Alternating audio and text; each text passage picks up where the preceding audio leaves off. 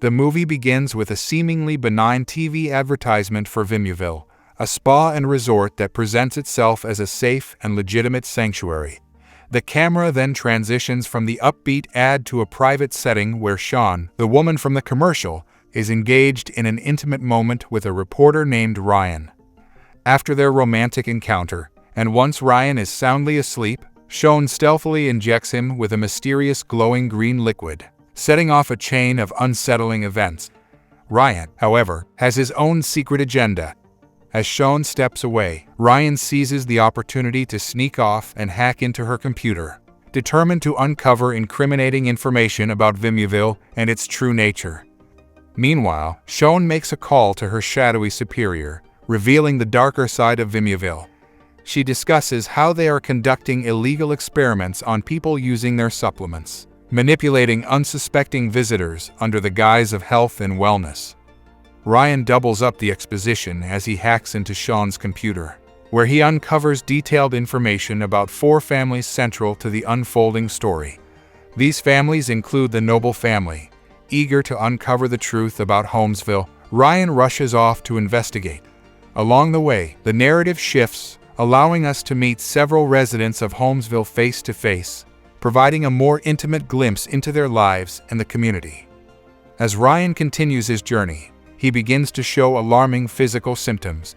He makes a pit stop at a gas station convenience store, visibly deteriorating. In a desperate and bizarre act, he grabs a bottle of detergent, chugging it down in an attempt to counteract whatever is happening to him. Covered in detergent, Ryan speeds toward Homesville, his condition worsening as his neck begins to tear open, a horrifying consequence of the mysterious injection. Ryan's erratic driving catches the attention of local law enforcement, who quickly give chase. The tension heightens as Ryan, now frantic and visibly falling apart, tries to evade the police. The ominous flashing lights in his rearview mirror signal that these officers are not there to help. Ryan's frantic drive ends in a catastrophic crash as he barrels into the Pebbles Court cul-de-sac, slamming into a realtor van. His intestines burst out from his neck, wrapping around and strangling him. Detectives soon arrive on the scene, taking statements and trying to piece together the chaotic events. Amidst their investigation, one cop makes a grim joke about how they could charge Ryan for not wearing his seatbelt. The humor falls flat in the grisly scene. The officers find Ryan's recorder, containing vague references to the drug's effects. Although the information is not entirely clear, it hints at something sinister.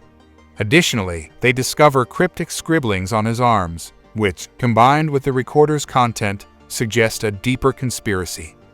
Meanwhile, Gino and Sal head off to donate sperm for some quick cash, hoping to capitalize on the opportunity.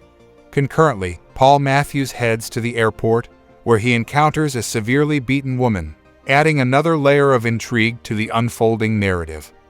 Somewhere along the way, Gino and Sal's car windshield gets busted, forcing them to stop for repairs in the middle of nowhere, a plot point that seems to have been skipped over. The repair shop immediately sets off alarm bells for the boys, but they have no other options. The shop owner, Pud, calls out his misfit kids to entertain Gino and Sal while he works on the car. The situation grows increasingly bizarre, culminating in the appearance of Pud's tall and imposing daughter, Slab, who brings food for the boys. Meanwhile, Paul returns home, only to find the hallucinatory beaten woman already there.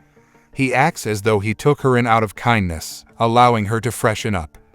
Later, she reappears looking much better and begins to seduce him, but he abruptly wakes up, realizing it was all just a dream. Back in the middle of nowhere, Gino and Sal are still dealing with Pud and his strange family. The kids rush into a field as one of Pud's sons calls out to a kangaroo. In a bizarre and brutal act, he hurls a rock at the kangaroo, killing it.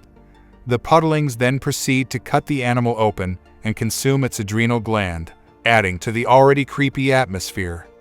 Gino hops into a truck with some of the boys, driving around a stump in circles, an odd form of amusement in the country. Meanwhile, Sal tries to flirt with Slab, Pud's tall daughter. While this is happening, one of the Puddlings leads Gino into their home, bypassing the actual door and pushing through a secret panel in the wall, revealing a hidden entrance. It's a clear sign that nothing good can come from trusting mutated backwoods hillbillies with secret doors.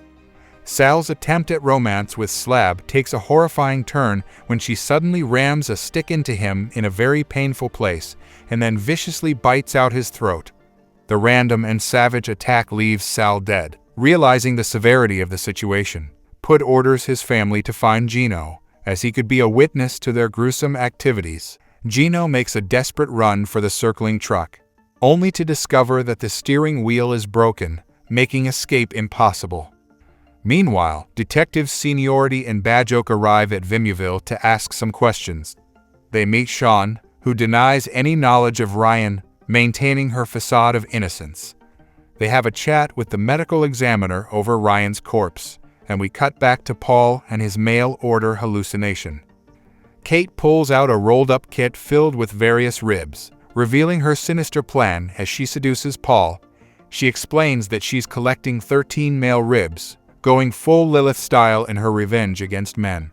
She methodically extracts another rib from Paul, like squeezing the last bit of toothpaste from a tube. This gruesome act pretty much concludes Paul's story, leaving us with the Rands and their expectant mom Cheryl. Cheryl is experiencing strange and unsettling dreams. When she shares these with her doctor, he dismisses them as merely symptoms of being in a new house or the natural result of pregnancy, referring to babies as the ultimate parasite until birth.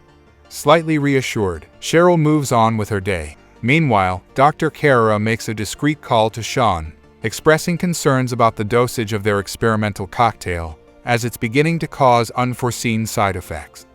Sean insists on continuing the current regimen in the name of science. A day or so later, Cheryl is home alone when she suddenly and horrifyingly drops her placenta. Panicked, she calls Dr. Carrera for help. The doctor, however, is preoccupied after receiving a call from Pud, his former partner who had conducted unethical experiments on himself and others, resulting in his descent into madness. This twist cleverly ties the various plot threads together, hinting at a broader conspiracy. Dr. Carrera, balancing his concern for Cheryl and the unsettling call from Pud, rushes to Cheryl's home. The atmosphere is thick with tension as he examines Cheryl, trying to maintain a calm demeanor while his mind races through the implications of Pud's call and the experiments they once conducted. Cheryl's condition appears stable for now, but the underlying sense of dread remains, leaving the audience to wonder how all these twisted storylines will ultimately converge. But when Cheryl gets off the phone, the placenta has mysteriously scurried away. Doc Carrera calls Brian, urging him to come home immediately so they can figure out what's happening. However, before Brian can arrive, Cheryl's baby seems to want out, attempting a lower thoracic chest burst. In a state of sheer panic, Cheryl is about to cut the baby out herself when Brian finally bursts through the door. Just then, the rogue placenta launches itself at Brian, attempting to crawl down his throat. Amidst the chaos, Cheryl's body suddenly bursts open. When the police arrive, they find the horrifying scene and arrest Brian, under the impression that he has sliced open his wife and murdered their child. Doc Carrera, who arrives shortly after, is questioned by the police. He has plausible answers, but lies about every detail, covering up the true nature of the events. After the police leave, taking Brian into custody, Doc Carrera visits Paul to see how his experiment is progressing. He injects the melting Paul with an unknown substance, only for the scene to cut abruptly. We then shift to the Noble family arriving at Vimuville for a family getaway. Ignoble ends. Shortly after their arrival, Papa Noble starts developing a case of the sniffles. He sneezes out a massive glob of snot, which, to his horror, begins to crawl away, reminiscent of the attacked placenta. Meanwhile, the Noble's son decides to go skateboarding. In a freak accident, he messes up a trick, faceplants, and tragically falls into a puddle. Meanwhile, the cops decide to find Paul and are astonished at the bits and pieces they discover, including a vial of drugs with the doctor's name on it and an ear that Paul had ripped off in his transformation. At Vimuville, Sean reviews the Noble's urinalysis results and immediately calls Dr. Carrera. Unfortunately, he is driving off to the middle of nowhere and is unreachable at the moment. However, the cops are at his office and overhear the alarming message Sean leaves on his answering machine. Meanwhile, one of the Vimyville meatheads steals some of the new experimental drugs for himself and a friend. In a tragic turn of events, one meathead watches porn and experiences a premature erection that explosively ends in a bloody mess, marking a gruesome and horrifying death. Doc Kara visits Pud, revealing some exposition about their past unethical doings and giving the doctor a vial containing the missing ingredient needed to stabilize the experimental drugs. Back at the resort, the other meathead takes his pills, engages in sex with a coworker, and becomes so violent in his fervor that he strangles her. His body then grotesquely tears apart, his back ripping open as he expands uncontrollably. Sean, unaware of the severe danger, continues to pop pills like a mad woman.